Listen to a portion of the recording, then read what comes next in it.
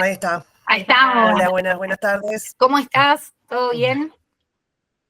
Todo bien. Bueno, muchas gracias por invitarme a esta jornada tan relevante, ¿no? Porque la verdad es que la felicito por esta iniciativa y por las otras, las que vienen teniendo que la verdad que le dan un espacio protagónico al terror tan necesario, ¿no? Muchas gracias. Bueno, nosotras te invitamos fundamentalmente porque nos interesa mucho tu laburo, pero también nos interesa mucho tu osadía. Y eso tiene que ver con el hecho de haber sido la primera persona que escribió un libro sobre cine de terror en Argentina. Antes de meternos en ese tema, quiero presentarte, porque es interesante que conozcan todo lo que haces y todo lo que hiciste. Así que para quienes no la conocen, Karina Rodríguez es periodista, editora, docente e investigadora que se especializa en cine y televisión de terror. Temas sobre los que publicó muchos artículos y libros, entre los que se incluyen El cine de terror en Argentina, Producción, Distribución, Exhibición y Mercado, y Manual de Cine de Género, Experiencias de la Guerrilla Audiovisual en América Latina. Es editora de contenidos y periodista en Ultracine, dedicada al análisis de taquilla y de cine, obviamente. Pero además es doctoranda en comunicación en la Universidad de La Plata, magíster en industrias culturales por la Universidad de Quilmes, donde también trabaja. Que es un montón todo lo que sos y todo lo que hiciste. No sé si Me dejamos parece algo más de lo afuera, pero suena que... hermoso. Sí, sí. Bueno, lo primero que queríamos preguntarte es, teniendo en cuenta el hecho de haber sido una pionera en la investigación del terror argentino, ¿cómo fue el proceso de escribir el libro, tu primer libro? Y especialmente el hecho de que vos pones el foco en la cuestión industrial, lo cual es un dato no menor. Sí, en realidad el libro es un producto secundario, porque el libro es producto de mi tesis de maestría. O sea, mi tesis yo más o menos en el año 2008 estaba haciendo mi tesis, estaba haciendo la maestría en industrias culturales y por eso es el foco del libro. La maestría en industrias culturales de la Universidad Nacional de Quilmes. Yo soy no nacida, pero criada en la Universidad Nacional de Quilmes. Entré a estudiar en el año 96 en comunicación. En el año 2000, bueno, terminé la licenciatura y bueno, unos años después, en el año 2003, entré a trabajar haciendo prensa y comunicación para la universidad, así hace como 22 años. Y bueno, me empecé, dije, me parecía que me interesó esta propuesta de la maestría y tenían en un momento, bueno, tenía que elegir un tema de tesis y la verdad que di muchas vueltas, tenía otros temas, iba a elegir por el enfoque de la maestría, ¿no? Porque, bueno, yo venía obviamente como licenciada en comunicación y bueno, había hecho muchos cursos también de cine, en la revista El Amante, por ejemplo, los de crítica de cine, o sea, como que yo siempre fui más interesada en literatura, pero quería empezar a enfocarme más en el tema del cine. Y, bueno, dije, bueno, tengo que analizar algo de esto. Pero bueno, el enfoque de la maestría, que es en letras culturales, dentro del campo de lo que es la economía política de la comunicación, nacía que, digamos, no podía hacer un análisis narrativo de películas, que era lo que yo de alguna manera estaba más acostumbrada, que tenía que tener como un acceso, ¿no? A las fuentes a mis fuentes primarias, ¿no? Entonces yo tenía que hacer, o por ejemplo, no sé, un estado de situación del Inca, eh, además a mí me parecía prioritario hacer algo sobre Argentina, o sea,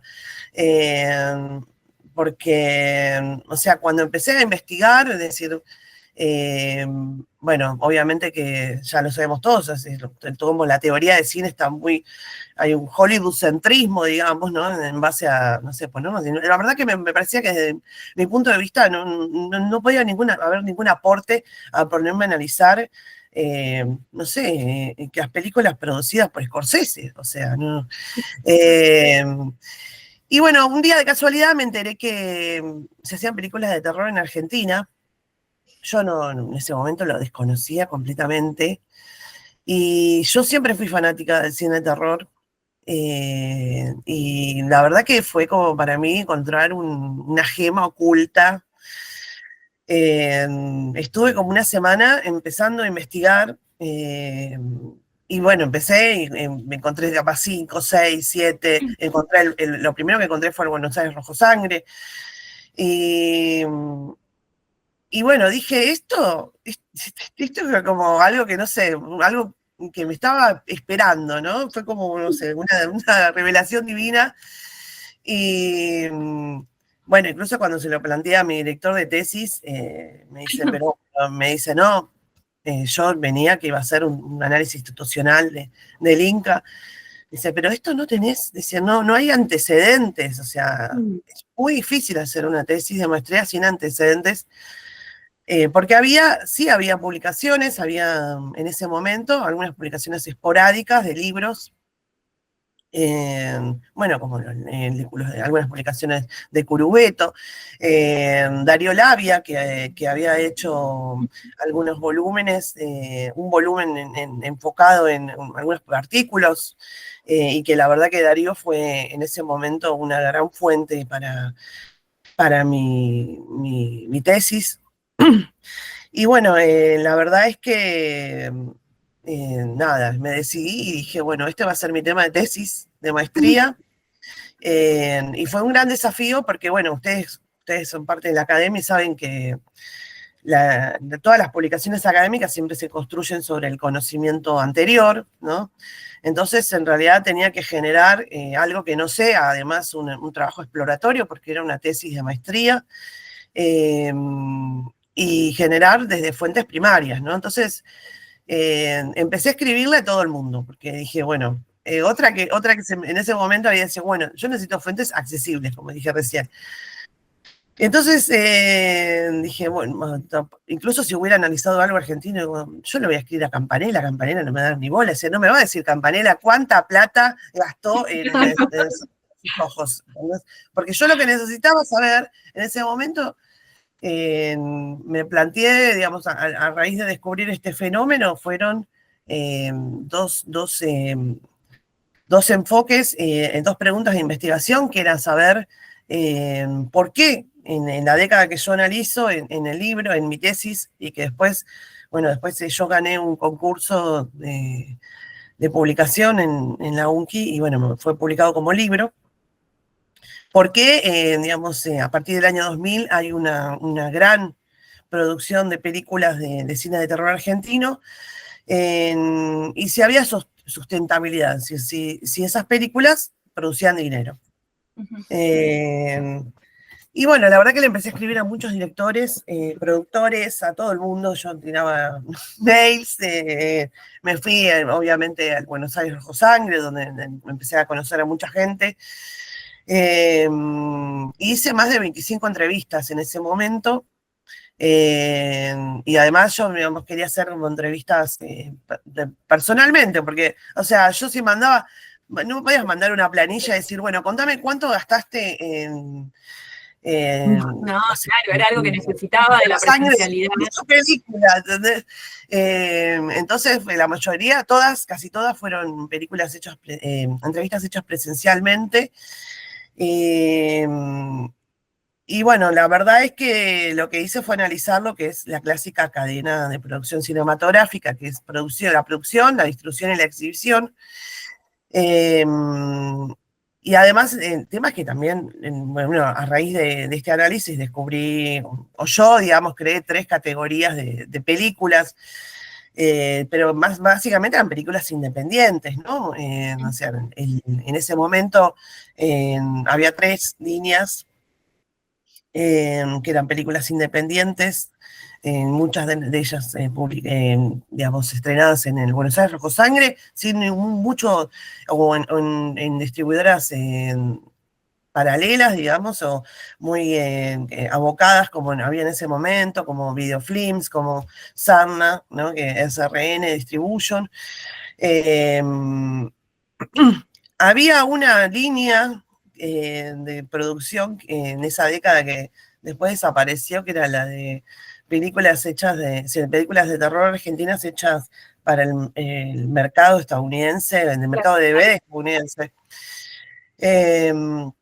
Entonces ahí tenés casos muy paradigmáticos, no sé, incluso la película en Jennifer Shadow, por ejemplo, ¿no? Filmada acá con Faye Dunaway, y dirigida por Diego de la Vega y Pablo Parés, eh, que salió $1.000.000, o sea, que para nosotros era...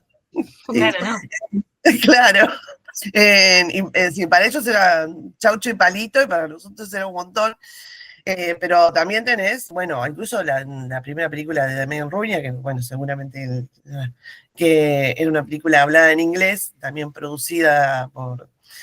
Y la verdad es que esas películas a ninguna le fue bien, ¿no? O sea, no fueron películas que... Bien económicamente, ¿no? Obviamente nos quedan las películas. Bueno, de hecho, las primeras películas de Daniel de la Vega son todas películas hechas en inglés para el mercado estadounidense. Eh, y bueno, y había un segmento que estaba en crecimiento, que eran las películas financiadas por el Inca, Ajá. que en ese momento eran muy pocas, y que eran las películas de alguna manera eran mainstream, ¿no? O sea, de hecho la década que yo analizo, la primera fue Visitante de Invierno, eh, que es una película que, bueno, tuvo algo de 10.000 espectadores, si no recuerdo mal. Y después esa película es como Claro. abrió el camino para el resto de las películas, ¿no? Porque así como yo cuando empecé a investigar cine de terror, me di cuenta que era un género muy discriminado por la academia. También era un género muy discriminado por los canales de producción y de distribución mainstream, ¿no? Perdón. Sí, no hay problema. Eh, y bueno, la verdad es que incluso, bueno, en ese momento Demián y muchos otros me habían hablado de reuniones en el Inca, ¿no? Así como para ir a hablar y decir, bueno, nos están discriminando, nosotros queremos que nos financien, queremos que, es decir, el terror argentino merece ser escuchado. Y, y bueno, a partir del estreno de Visitante de Invierno, se abre de alguna manera lo que serían las películas que empiezan a estrenarse en canales comerciales, ¿no? Es decir, en las salas, en salas de cine, que no eran en Buenos Aires Rojo Sangre, que era el único espacio que le daba un lugar y que Sí, de a esta alguna manera producción. se había convertido en una bandera, ¿no? De hecho, la mayoría de los directores en ese momento que fueron a hablar fueron agrupados detrás del Buenos Aires Rojo Sangre, ¿no? Eh, y Y bueno, Karina, después una consulta. En relación a todo este recorrido que vos venís haciendo, todo tu trabajo, ahora ante estos éxitos, por ejemplo, como Cuando acecha la maldad, 1978, quizás también podríamos nombrar, ¿qué te parece que está sucediendo? ¿Te parece que esto es un punto de inflexión en relación a la visibilidad que tienen las películas? Te lo digo también en relación a tu trabajo en Ultracine, por ejemplo, como al tener acceso a esa información. ¿Esto cambia algo en la historia del cine y la visibilidad del cine argentino? Eh, sí, o sea, hay un gran cambio. Bueno, cuando se echa la maldad es realmente un hito. Es un hito si estamos hablando de películas que de alguna manera fueron un éxito. No, de alguna manera no fueron un éxito. Pensemos que en el año que se estrenó Cuando se echa la maldad, había de una película que fue un tanque, que es La Extorsión, protagonizada por Francella, Mm. y que esa película metió 500.000 espectadores. O sea, estamos hablando producida por Amazon, por Axel Kuchevaski, o sea, es una película que estaba destinada a tener 1 millón, 1,5 millones, o sea, eh, y después después vino Cuando se echa la maldad, que llegó a 300.000 espectadores. O sea, estamos hablando de en un año donde realmente había muchas vacas flacas para el cine argentino en general, ¿no? No hablemos del 2025 porque nos ponemos a llorar todos, ¿no? Pero entonces, realmente fue un hito, fue ese relato salvaje del terror argentino y, y creo que le abrió un camino a muchas películas. A ver, 1978 también, o sea, este año, 1978, metió alrededor de 50.000, no tengo bien en las cifras, pero... y es un re número, o sea, yo en ese momento había hecho un promedio de las películas, la mayoría de las películas metían un promedio de 13.000 espectadores. Y en ese momento me parecía, decía, qué poco, ¿no? Y ahora realmente, lamentablemente, ese promedio es un montón, considerando también el resto del panorama para el cine argentino. Claro. Hoy, al día de hoy, están todos con la fiesta de Francella. ¿Por qué? Porque es la única película en los últimos 2 años que está camino por superar el 1.000.000 de espectadores. Y estamos hablando de películas con mucha plata detrás, con mucha producción, que no es el caso de las películas del cine de terror argentino. Y por eso son buenas noticias, ¿no? Porque 1978 también obtiene, bueno, estreno en los streamings. Y creo que ahora, bueno, lo que pasó con La Virgen de la Tosquera, ¿no? O sea, está distribuida porque acá el problema son siempre cómo llegan las películas a salas. Primero están cómo las hacemos las películas, ¿no? Bueno, si las hacemos con financiamiento del Inca, es algo que lamentablemente requiere un análisis nuevo, porque nos están haciendo películas en el Inca. La mayoría está buscando financiamiento afuera. En lo que pasó cuando se echa la maldad, está producida por Shudder, o sea, está producida por un streaming especializado de afuera, ¿no? Pero también está producida por acá adentro. Y de hecho, bueno, el año pasado, Demián, vino la Wookiee, y bueno, y él hablaba de este panorama en el cual tiene posibilidad de filmar para afuera, pero él quiere filmar adentro, o sea, quiere hacer películas Claro. para Argentina, producidas por Argentina. Y lamentablemente este panorama eso está como... Pero bueno, volviendo a lo anterior, a la pregunta que hacían ustedes, yo creo que sí, fue un hito, porque además todo el mundo o sea... era una película que nadie pudo desconocer en ese momento, todo el mundo te hablaba de esa película.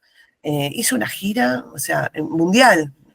Además, yo creo que habla un poco de una maduración, porque hay muchas películas buenas también, o sea, producidas. No es que esta película es espectacular, pero, o sea, realmente fue elegida la mejor película del año 2023 del mundo. Sí, una unión de factores.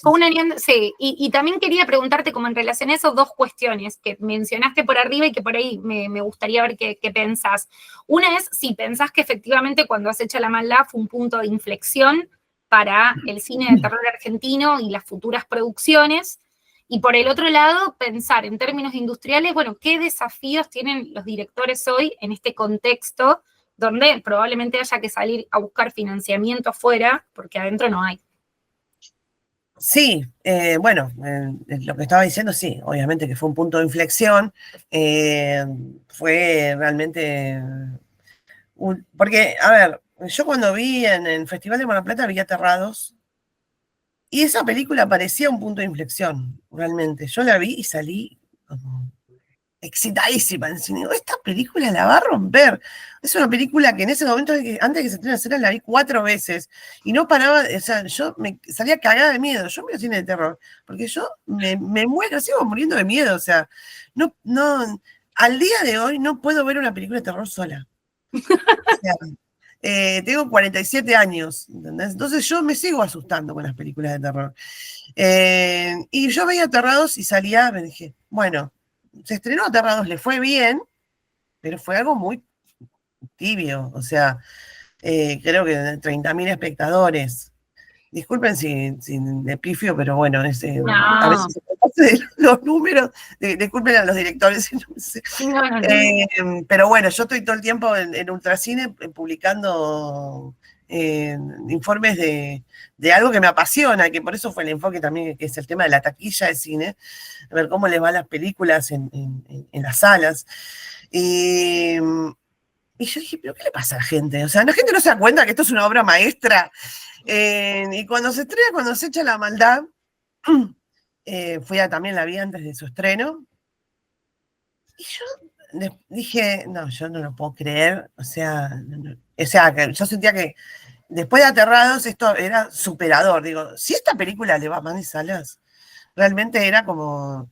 yo dije, bueno, le va a ir bien, tiene que superar un 100.000 espectadores, que para mí era como llegar a los 4 millones que llegó Relatos Salvajes, ¿entendés? Claro. Y llega a los 300.000, vos imaginate que es algo que es... o sea, la película que en ese momento que era la más vista era una producción que era una coproducción argentina, uruguaya, española, o sea, que tenía, que era No Dormirás, ¿no? Eh, que tenía realmente una gran aparato detrás. Y realmente yo creo que Demián siempre fue fiel a sus orígenes de alguna manera. Y más allá de que está producida por Shudder, es una película que es de Demián. O sea, es una película rural, es una película en la cual de alguna manera se palpita y se ve la argentinidad, ¿no? Es decir, la argentinidad. Y eso es realmente algo que no es una película que vos ves genérica, que como muchas de las que hemos visto, que son de alguna manera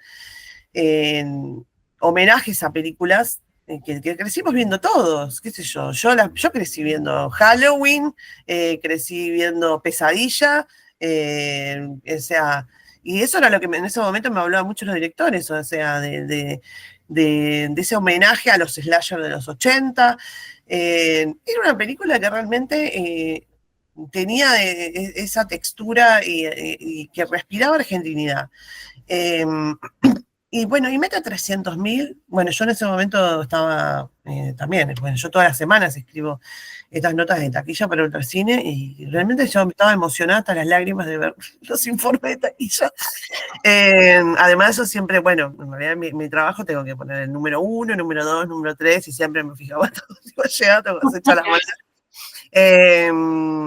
Que bueno, ahora están todos como locos con, bueno, obviamente con Humor Gentum, ¿no? Pero bueno, obviamente acá a mí no me pasa lo mismo que me pasa con las películas de terror argentinas, ¿no?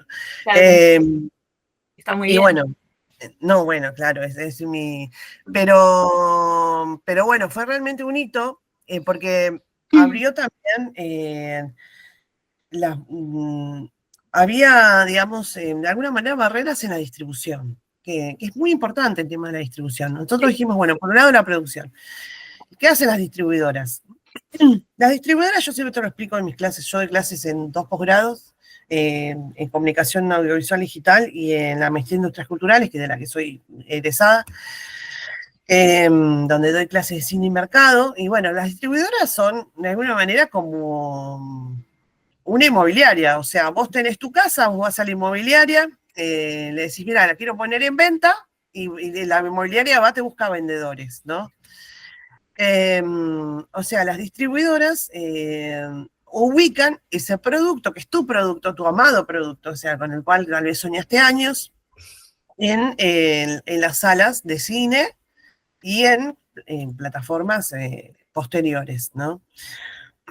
En Argentina, bueno, y en el resto del mundo, la distribución es un territorio, de alguna manera, donde hay un gran oligopolio, ¿sí? En Argentina teníamos 3 distribuidoras dominantes, la más importante, Disney, eh, y la principal distribuidora de cine argentino de los tanques, ¿no? Warner, Fox, la desaparecida Fox, IUIP, que agrupa a United International Pictures, que agrupa a los estrenos de Universal, de Paramount, de Sony Pictures. Esas tres distribuidoras hacen en 80-85% de los tickets. ¿Por qué? Porque son las distribuidoras que consiguen las salas.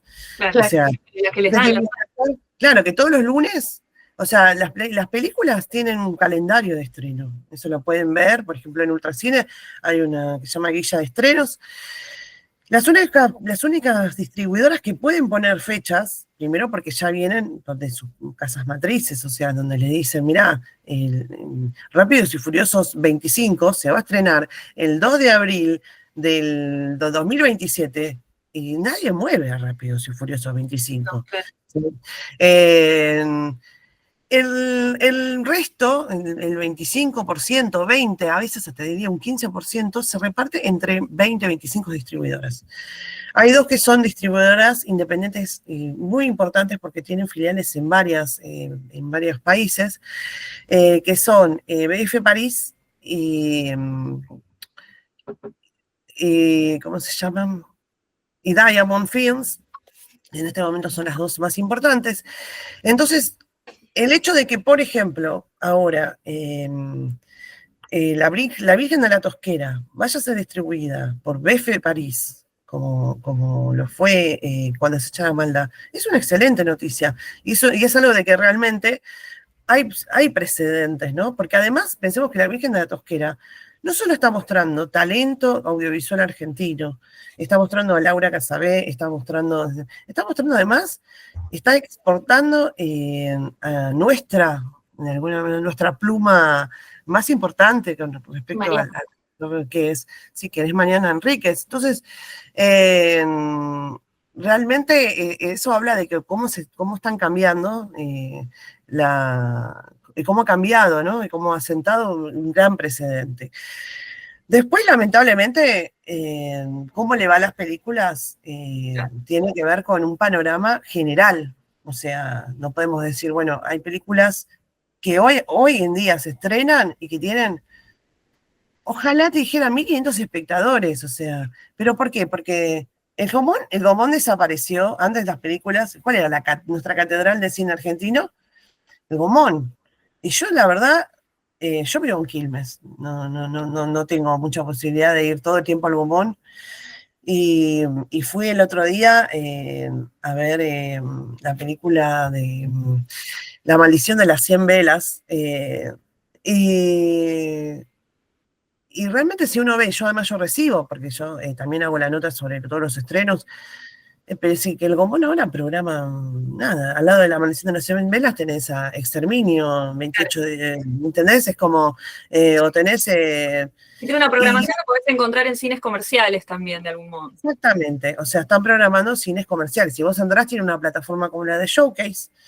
De hecho, es la plataforma de Showcase, porque no tengo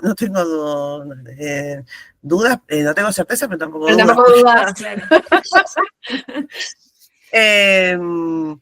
Entonces, realmente, igualmente, supeditar también a una sola pantalla, que es lo que estaba sucediendo también con muchos estrenos de cine argentino y con muchos estrenos de cine argentino de terror, no está bueno, pero que encima desaparezca esa sola pantalla, esa única pantalla. Claro, ya directamente el panorama es sumamente hostil. Y sí, entonces realmente está pasando lo que no se están haciendo las películas, no se están produciendo, están teniendo que conseguir de alguna manera, de otras formas de financiación. No hay lugar donde estrenarlas, porque además, es decir, yo estoy hablando de este panorama en el cual le va mal a las películas, pero también le va mal a las películas de Disney, o sea, claro. Es decir, el año pasado yo voy a un evento en el cual que organiza Ultracine, que es un evento como el CinemaCon, digamos, pero de acá de Argentina, en el cual van todos los dueños de salas del país y van todas las distribuidoras, o sea, y realmente los distribuidores más importantes pedían ayuda para las películas más pequeñas, o sea, ¿no? Películas que no son tanques. ¿Por qué? Porque esas películas la gente ahora las está esperando para ver en streaming. Entonces, se está perdiendo de alguna manera el cine. Entonces, decían, por favor, ayudemos también a las películas pequeñas, medianas. Si el año pasado la película más vista fue Jockey. O sea, es una película que, más allá de los números que haya tenido, que es 120.000 espectadores, estamos hablando, pensá que cuando se echa la maldad hizo 3 veces más que la película más vista en el año 2024, casi 3 veces. Y que es una película también lo mismo, o sea, súper financiada, súper... Que además es una película igual, podemos decir, de cine arte, o sea, no, Claro. no es un, claro, no es no pasa como sucede con otras películas, como por ejemplo a mí, por ejemplo, hablemos del estreno argentino de Las vacaciones de invierno, El novio de mamá, una película, una comedia que es producida, distribuida por Disney, con Liz Torti que hace, no sé, del papá que conocen, bueno, es como una inversión de... Esa película le fue re mal, o sea, ¿entendés? Le está yendo mal a todo el mundo, lamentablemente. Entonces, estas noticias son buenas. Crucemos todos los dedos, pongamos velas para que el estreno de La Virgen de la Tosquera replique un poco lo que pasó con Cuando acecha la maldad, que siga como sosteniendo esta fuerza o este impulso que se generó con el estreno de la película de Demian Rugna, y nada, esperemos que vos te pongas contenta esa semana, porque La Virgen de la Tosquera está en el top 3 de películas más vistas. Sí, realmente, yo también lo espero, y no espero no ponerme contenta yo sola, porque que nos pongamos todos contentos, porque realmente a mí me gusta, yo hablo y mi análisis es sobre taquilla de cine, o sea, lo que pasa en las salas de cine, y yo también veo streaming, o sea, yo veo en mi casa, tengo mi sillón, tengo contrato tengo Netflix, tengo HBO, también tengo algunas que no son legales, pero realmente lo que te da el cine, además, pensemos, los directores producen para cine, por más que nadie quiere producir para que después terminar en HBO, ¿entendés? Eso es un debate que podemos tener, ¿no? Que es algún debate, de hecho, nuestro querido director del Inca ha tenido. Es decir, obviamente que no todas las películas pueden tener sala, pero yo creo que la calidad ha ido subiendo también, y el público también, o sea, y bueno, ese público se merece que poder ver las películas, porque además, si no llegan a su sala, si no llegan a su sala, obviamente que no la van a ver, o sea, y tiene que ver también mucho con la programación. Películas programadas un jueves a las 2 de la tarde, una película de terror, o sea, ¿quién la va a ir a ver? Entonces, de alguna manera no hablemos de maldad de alguna manera, porque yo lo que he visto a lo largo de los años, las salas no es que son el enemigo. A las salas, obviamente, que si una película le va bien, la van a programar. Pasó, es decir, porque quieren hacer dinero, o sea, no es que quieren, es su negocio. También, yo hablo todo el tiempo con dueños de salas de cine, y una realidad son las grandes cadenas, como Cinemark, Hoyt, Cinépolis y Showcase, que son las 4 principales, y después a veces hablo con muchos gente de multisalas, unisala, de sala única, en el interior del país, y es un gran esfuerzo, o sea, Claro. Están poniendo realmente, hay gente que hipoteca lo que no tiene, porque estamos hablando de proyectores que salen $80.000, o sea, acondicionar una sala no es barato, pero si una película le va bien, la programan. Entonces, nada, esperemos, como decimos, crucemos los dedos para que eso suceda con La Virgen de la Tosquera y con todos los estrenos de cine de terror argentino que vengan, pero bueno, ahora el más próximo, bueno, ahora tenemos la de Mariano Cataño también, que la verdad desconozco nadie va a escuchar tu grito. Sí, desconozco su distribución. Yo la estuve promocionando, pero no vi muy bien si está, digamos, en cuántas salas se va a estrenar, que bueno, eso es muy importante. Sí. Bueno, Karina, estamos extremadamente contentas de que hayas estado en nuestro stream. Muchísimas gracias, realmente.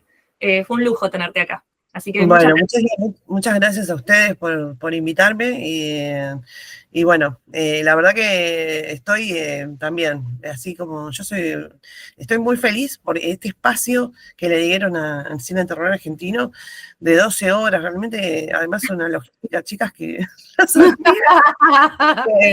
Además es que yo son las 17:20. Falta un rato. Están tomando agua, se están hidratando, no sé, para llegar a las 12 de la noche. Yo voy a seguir mirando, porque estuve mirando, la verdad que voy a seguir mirándolas y les voy a hacer el aguante hasta el final. Así que, Muchas gracias. Gracias, Cari.